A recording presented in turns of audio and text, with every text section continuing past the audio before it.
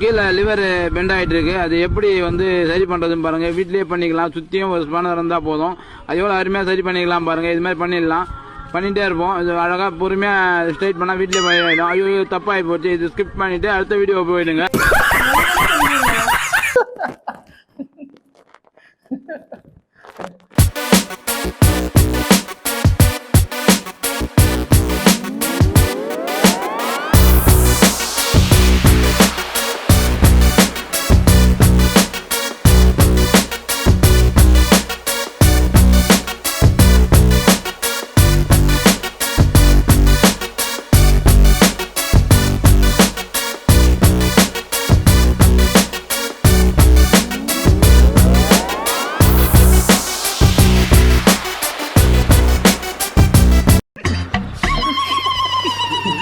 நான் கூட அவர் பார்த்துட்டாரோன்னு நினைச்சேன். நல்ல வேலை யாரும் பார்க்கல.